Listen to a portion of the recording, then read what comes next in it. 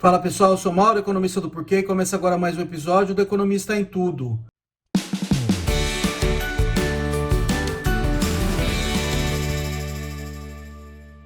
Hoje eu vou falar dessa proposta de reforma tributária que o governo mandou para o Congresso essa semana.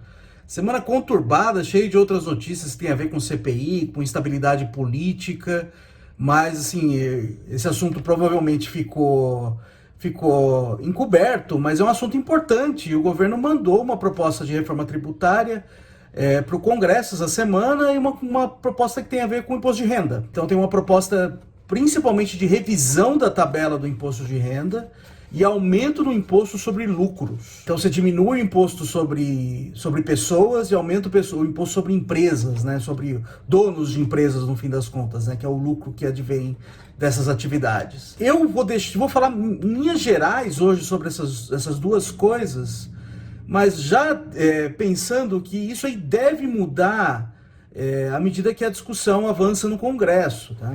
E, de novo, ressaltando que o governo está bem fraco, está bem enfraquecido, então a gente não sabe também quanto que o governo vai ser capaz de empurrar a proposta do jeito que ele quiser, tá? Então, já colocando isso aqui, que deve mudar, e vamos ver como que muda, e à medida que as mudanças forem acontecendo, a gente vai comentando aqui, tá?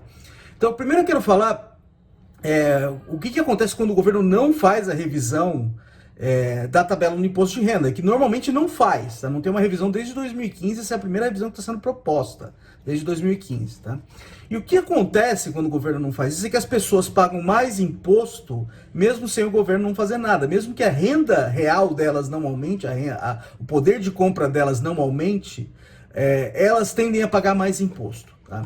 Então o imposto de renda funciona como faixas, né? Então eu vou aqui abstrair de coisas que tem a ver com deduções, tá? Só para deixar o argumento mais claro, tá?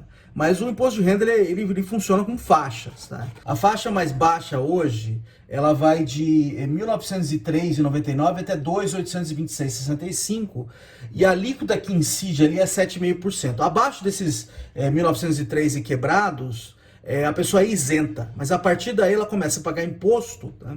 E a alíquota que incide sobre essa primeira faixa é 7,5%. Aí, à medida que você vai subindo de faixa de rendimento, a alíquota incidindo vai aumentando, né?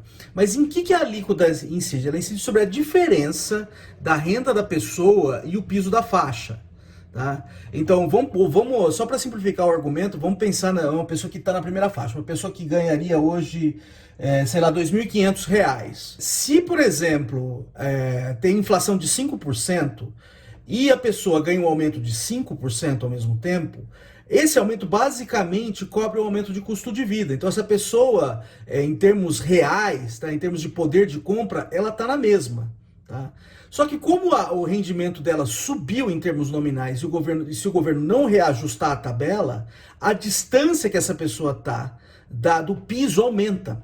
Essa distância aumentando, ela vai acabar pagando mais imposto, porque o que importa é a distância em relação ao piso. Então, o que acontece? O rendimento real dessa pessoa, o poder de compra, não mexeu, mas o imposto que ela paga aumenta.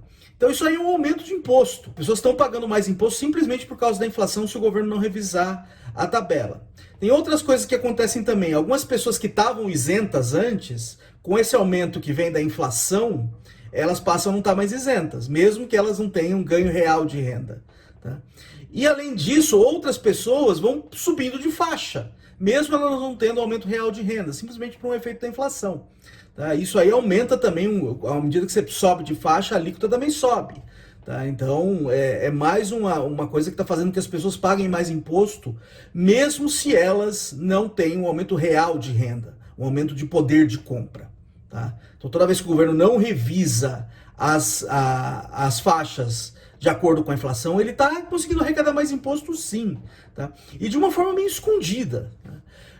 Em geral, quando o governo ele quer cobrar mais imposto da população, ele tem que fazer uma medida provisória, tem que mandar um projeto para o Congresso, alguma coisa assim, e fica super transparente. E ele tem que pagar o custo político disso, então fica claro para a sociedade, tá?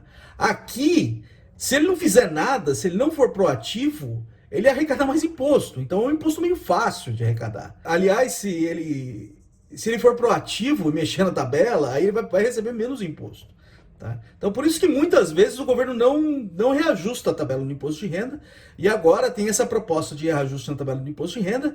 Eu concordo, assim, ainda que você vai arrecadar menos imposto, tá? É pelo menos uma forma transparente, tá? Uma coisa mais transparente que você está reajustando, e com isso as pessoas não estão pagando mais imposto simplesmente por causa da inflação. Então, corrige em parte esse problema. O aumento que o governo está propondo é um aumento não muito grande, tá? Isso é uma bandeira do presidente Bolsonaro, mexendo na tabela do imposto de renda.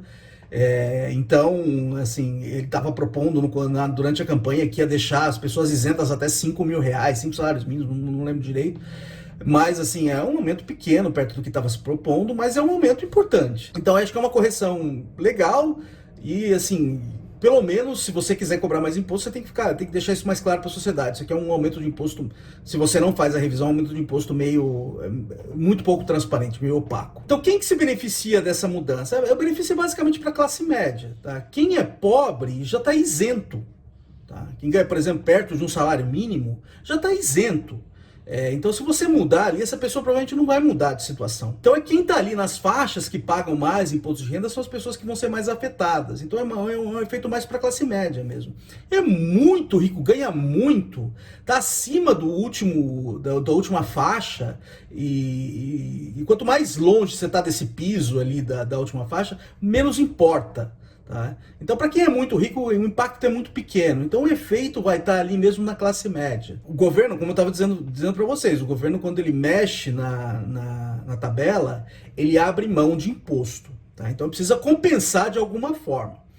E a principal mudança que o governo está propondo aqui é um aumento do imposto sobre lucros. Tá? É um imposto de renda sobre lucros e dividendos, sobre renda que vem disso.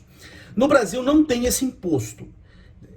O governo está propondo colocar esse imposto de volta e que a alíquota seja em torno de 20%. Tá? Vai ter umas isenções lá para quem é microempresa, mas a ideia é que você comece a cobrar agora imposto sobre lucros e dividendos. Quando eu digo que não tem imposto ali, não quer dizer que lucros não são taxados no Brasil. Isso não é verdade, tá? Os lucros são taxados com imposto de renda na pessoa jurídica. Tá? Esses lucros líquidos que não são taxados depois da hora que a pessoa declara imposto de renda. Esse lucro é isento. Tá?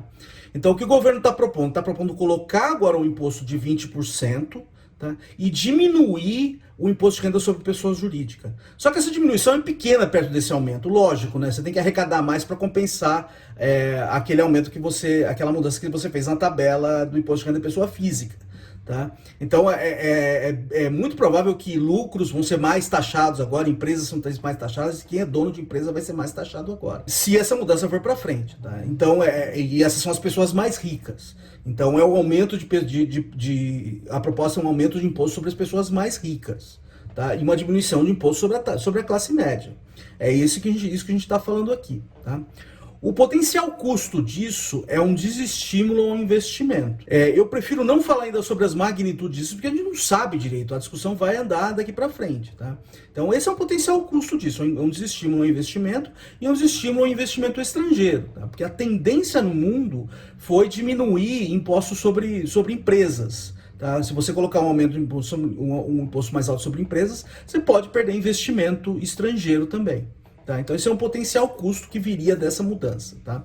Eu prefiro não falar de magnitudes por enquanto, porque assim, essas coisas devem mudar na discussão no Congresso. E à medida que as mudanças vão aparecendo, a gente deve comentar aqui também. Tá? Um potencial efeito que isso pode ter também, à medida que você taxa mais empresas, é diminuir o que a gente chama no Brasil de pejotização. Tá?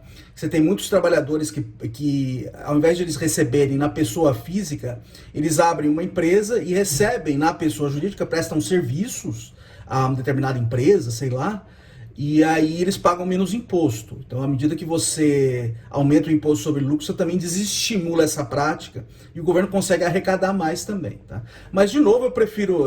Isso vai depender das magnitudes e eu prefiro esperar um pouco para ver essa discussão no Congresso e aí a gente vai falando aqui à medida que vai aparecendo mais coisa.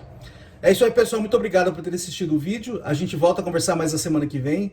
Dá uma olhada também no nosso canal www.porquê.com.br. Tem bastante conteúdo lá. A gente também está nas redes sociais. A gente está aqui no YouTube, no Twitter, no Facebook, no Instagram. E é isso aí. Até a semana que vem. Um abraço.